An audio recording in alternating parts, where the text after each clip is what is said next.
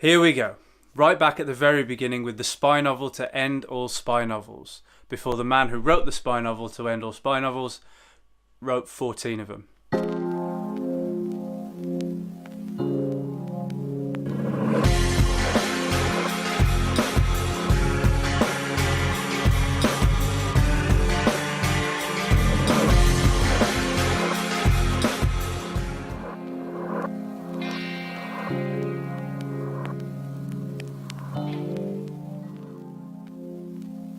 Hello, my name's Chris, what's yours? Welcome to Marathon Man, where I'm going through the history of James Bond from the very beginning, every book and film in release order, with little pit stops along the way to look at various media that came out in between. I also have another marathon currently in progress where I'm going through Doctor Who from the very beginning, so if you like the sound of that, do feel free to check it out. When Ian Fleming sat down to write, as he called it, the spy novel to end all spy novels, reportedly brought about somewhat by his anxieties at leaving bachelordom to settle down into married life, could he imagine just what it was that he was creating? Over 70 years later, his work still generates headlines, even in a vacuum of actual products for us to consume. While it may not be wise to dwell on what Fleming himself might have made of the idea of a black actor being cast to play James Bond, you can't deny it is extraordinarily impressive that, as some described it at the time, a grubby little potboiler would go on to generate deep conversations about representative casting in cinema almost 3/4 of a century later. Because it turned out not to be the spy novel to end all spy novels. There have been countless spy novels since, but it did turn out to be the spy novel that changed everything and launched one hell of a legacy. I always feel that Casino Royale exists as something of an anomaly in the James Bond canon, almost a paradox. Like, if I've counted right, there are at least 6 versions of it across different media, meaning that it's been adapted more than any other James Bond story, yet it's still quite atypical. The setting isn't as expansive as Bond would come to be known for, therefore making it all feel quite contained.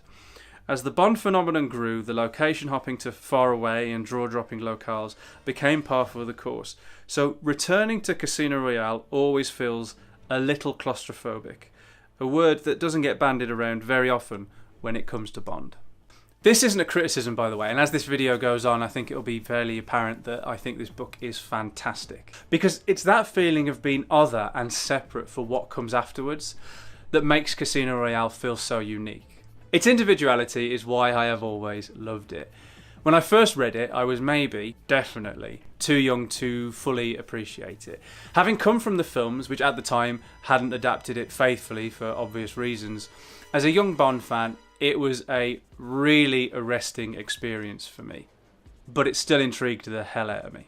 Which isn't to say that it doesn't remain an arresting experience, because it does. So much of Bond exists now that even as seasoned fans, this book can feel a little bit like a left turn whenever we revisit it. The only way I think that it wouldn't do that is if you just read this one on repeat with none of the other books or any of the films in your circulation. The plot isn't as outlandish as either the books or the films would come to be, and the villain's lair is essentially just like a rundown old house.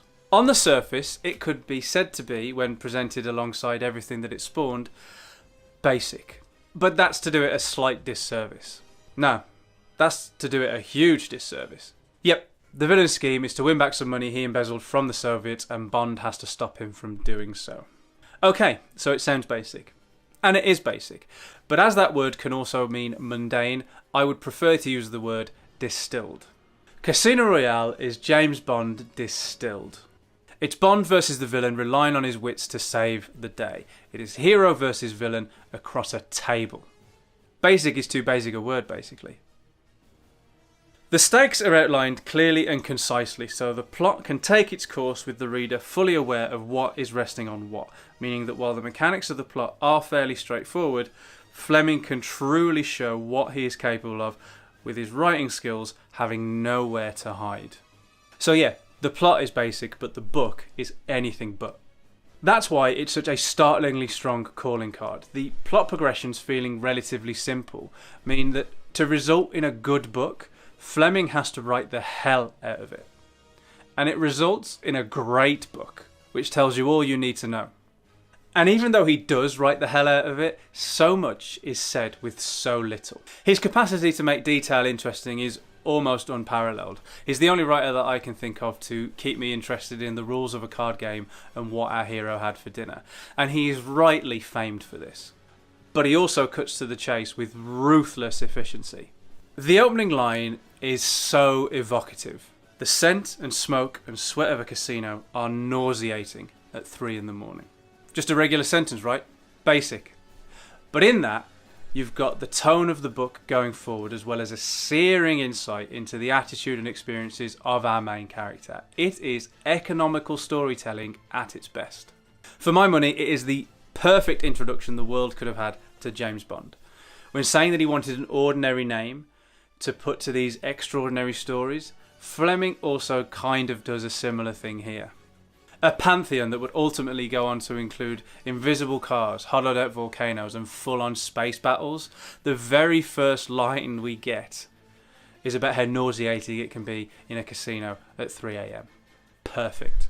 Not being alive in 1953, I have no real idea of the impact that this book would have had. And if contemporary reviews are anything to go by, it was hardly universally loved. But even the critics who disliked it seemed to because of lines it crossed. So whatever press it got, positive or negative, this book was a sensation. And even though I was born a little over 30 years later, I can still see why. I feel like a truly great book of any genre always feels like it's in a club all its own. The Lord of the Rings exists in the fantasy genre, but there is no other book like The Lord of the Rings. Casino Royale exists in the thriller genre, but I've never read a book like Casino Royale either. And despite being removed from the cultural impact it would have had by 3 decades, I can still fully appreciate that it did have that impact. The violence, when it comes, is brutal and it's shocking. Even adaptations of the torture scene, the best one being in the 2006 film in my opinion, even they don't quite capture how Fleming wrote it. It's visceral. And Fleming's contempt for the character of Le Chiffre really make him out to be a loathsome villain. But Fleming turns the same discipline with which he makes the reader very present in Bond's torture to, say, Bond's eggs for breakfast. The craft at work here is unquestionable. Because if Fleming can make Bond's meals riveting, a card game as exciting as any car chase, and a torture scene version on genuinely painful, then Bond's realisations that he's falling in love with Vesper Lind, a fellow agent who's working closely with the head of station for the Soviet Union, comes in incredibly potent waves. And Vesper's distancing from Bond after the mission is over, while he's convalescing following his considerable injuries, is written almost supernaturally real, expertly depicted to make the reader share Bond's confusion at it. When her deception is therefore revealed, the gut punch it administers along with her death hits us like it does Bond, and therefore ends up making us feel quite complicit in that brutal final line.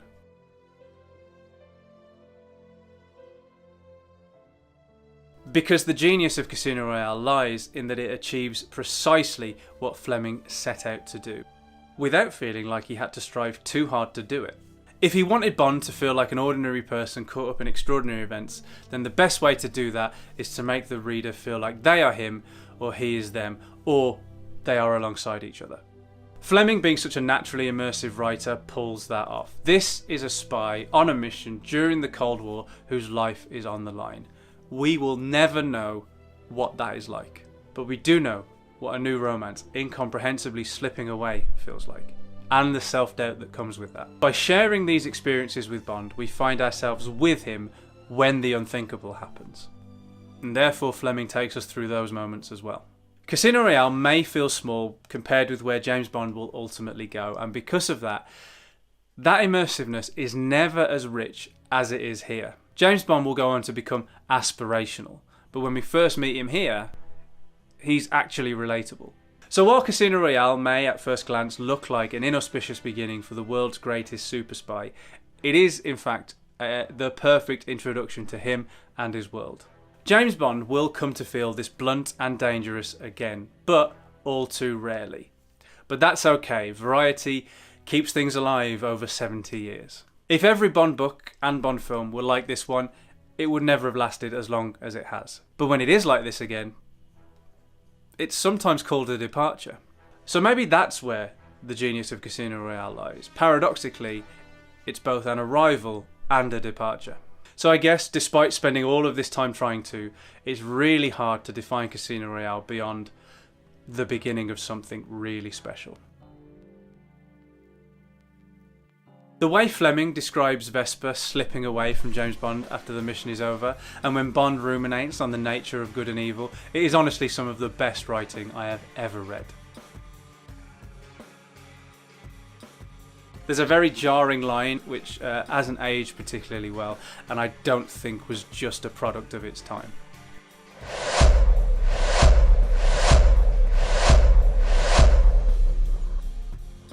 Thank you so much for watching. I hope you enjoyed it. If you did, then please do give this video a like and share it around. I would very much appreciate it.